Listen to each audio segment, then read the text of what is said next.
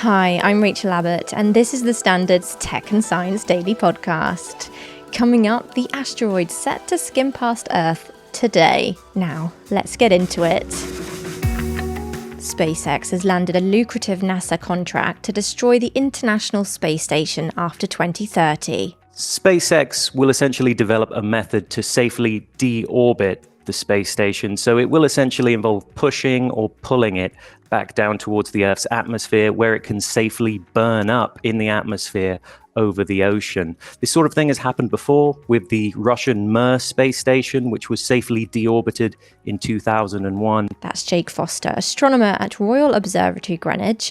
He's been explaining why the ISS has to be deorbited. It's wear and tear. Over the course of now a 26-year lifespan so far, the ISS has had to make do with a lot of different issues. For example, the solar panels that power the space station have now been damaged to some extent by cosmic radiation coming towards it from outer space. The ISS was launched in orbit between the late 1990s and early 2000s, and it's been known for a while that it's now reaching the end of its life cycle. Structural damage that's been reported to the docking hatch that spacecraft use to connect with the space station, and even reports of microscopic leaks in one of the modules.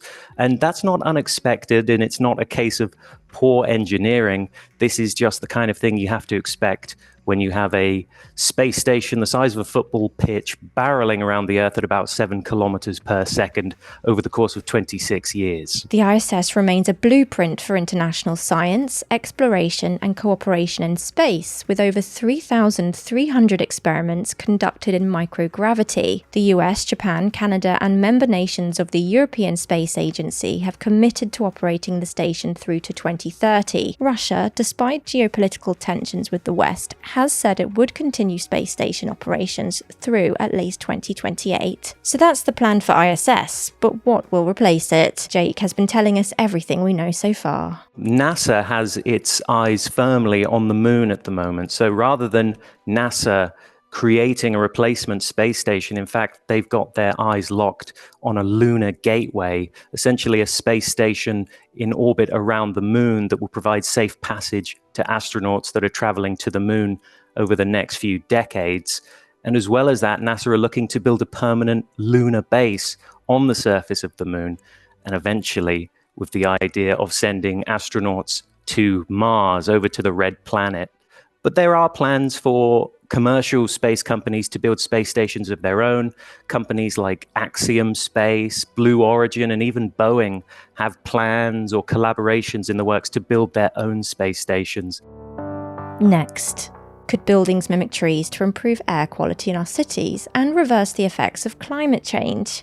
Well, yes, according to one of the world's top architects, with a concept called urban sequoia. Sequoia is the largest tree on our planet. They're suffering at the moment as climate changes. They're mainly in Northern California. We really came across this idea that we noticed our profession not moving fast enough to solve some of our problems we face day to day, and where we really look at the impact of climate change. And so urban sequoia became this idea of, if we could get buildings to act more like trees, we thought we would take on a research project that would be probably one of the hardest typologies you could get in the construction industry, which are tall buildings, so something over 40 stories. That's Kent Jackson, design partner at Skidmore Owings and Merrill's London office. SOM is the company behind Dubai's 828-metre-high Burj Khalifa, the Canary Wharf Master Plan, and One World Trade Center in New York. Currently, the building industry generates nearly 40% of all global carbon emissions. Urban sequoia is a concept that proposes that buildings could be designed to capture carbon, purifying the air and rejuvenating the environment. In tall buildings, you have this phenomenon of stack effect, where low air pressure comes into the building and then rises up through it. And it was always something that you wanted to keep from happening into a building. But we decided to reverse that trend and think about if we could harness and bring the air into the building, into the center of the building, and actually let the high velocity of air movement come through the building in this stack effect. We could use direct air capture to capture the carbon.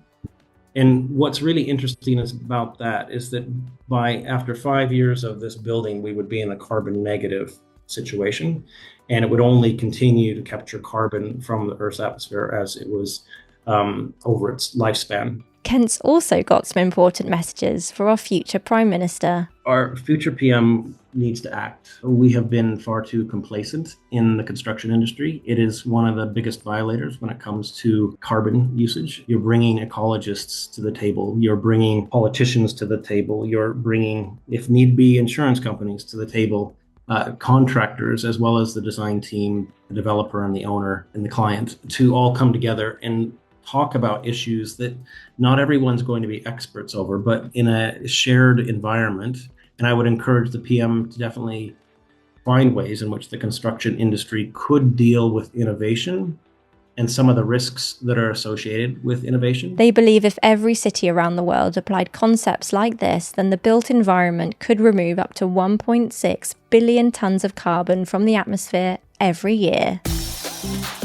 Let's go to the ads. Coming up, the classic Xbox 360 game Dead Rising is back with a controversial makeover. To stay up to date with all the latest tech and science news, just hit follow during the break.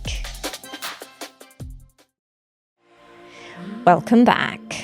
An asteroid said to be the size of Mount Everest is set to skim past Earth today, and will be quickly followed by another smaller one on Saturday. The big one is a whopping 2,310 meters wide and bigger than 99% of all other known near-Earth objects. It's been compared in size to Mount Everest, but to be honest, that's being very generous, as the world's tallest peak is almost 9 kilometers high, so it's thought the comparison is based on the width of the summit instead. Today the space rock will pass by Earth 4 million miles away, but on Saturday, the smaller one will come a lot closer, less than the distance between our planet and the moon.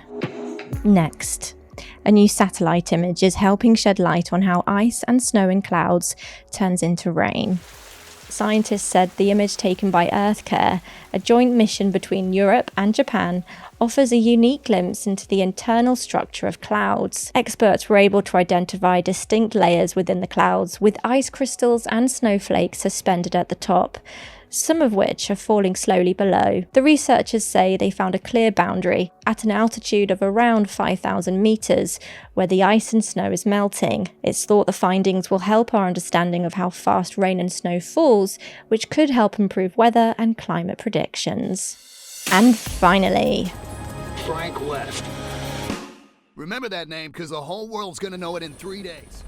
the classic zombie game Dead Rising is back with a deluxe remaster, but fans aren't really sure how to feel about some of the new changes. The remaster was announced in a teaser trailer which shows off the title's brand new look, which includes a noticeably different appearance for the much-loved character Frank West, and it sounds like the original voice actor, TJ Rolotto, hasn't reprised his role. As a result, fans on social media have been voicing their outrage, with one user on X saying, "You know I love Dead Rising, but what the hell did they do to Frank?" There's no release date confirmed yet, but the official X account has teased there will be more information soon. You're up to date. Come back at 4 PM for the standard podcast for all the latest news and analysis. Tech and Science Daily will be back tomorrow at 1 PM. See you then.